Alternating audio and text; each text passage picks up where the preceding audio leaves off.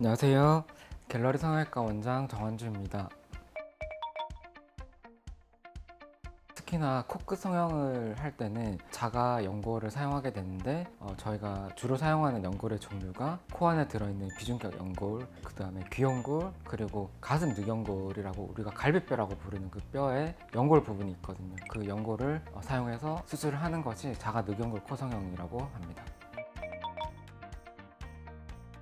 기승늑연골은 사체에서 늑연골을 채취를 해서 다른 사람의 몸에 들어갔을 때 면역 반응이 일어나지 않도록 약품 처리나 방사선 처리를 해서 그 연골 안에 있는 세포들을 죽여서 제품으로 나온 것이 기승늑연골이고, 환자의 필요에 따라서 잘라서 쓰면 되기 때문에 따로 늑연골을 채취할 필요가 없는 거죠. 그래서 수술 시간이 짧게 걸리고 흉터나 합병증에 대해서 걱정을 하지 않아도 된다는 장점에 있는 반면에 시간이 지남에 따라서 늑연골이 조금 강도가 약해져서 처음에 의도했던 것보다는 코끝의 높이가 조금 낮아지는 경우도 있고, 자가 늑연골이랑 결정적인 차이는 만약에 염증이 일어났을 때 그 염증을 버티는 힘이 기승늑연골은 좀 약한 것 같습니다. 그래서 기승늑연골을 사용해서 수술을 할 때는 이런 부분에 대해서 미리 환자분들께 말씀을 드리고, 수술할 때도 각별히 이제 감염이 생기지 않도록 주의를 해서 수술을 하고 있습니다.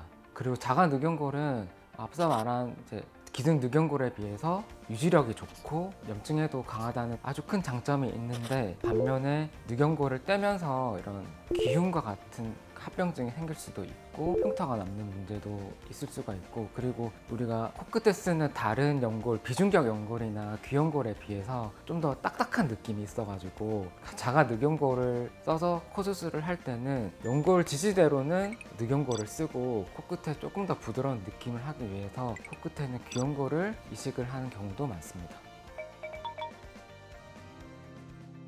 첫 수술부터 늑연골을 사용하는 경우는 많지는 않은데, 유난히 높고 화려한 코를 원하시는 분들은 좀 더 크고 지지력이 좋은 연골을 사용해야 되기 때문에 가슴 늑연골을 사용하는 경우가 있습니다. 그리고 늑연골은 부위가 이제 몸통이다 보니까 연골을 떼려면 어차피 절개를 조금이라도 해야 되고, 절개를 하게 되면 흉터가 남게 되는데 그 흉터가 귀 얼굴보다는 조금 더 눈에 띄는 경향이 있고, 늑연골을 뗄 때 또 시간이 걸리기도 하고 그 부분이 좀 통증이 있습니다. 그래서 그러한 이유 때문에 첫 수술부터 늑연골을 많이 사용하지는 않고 있습니다.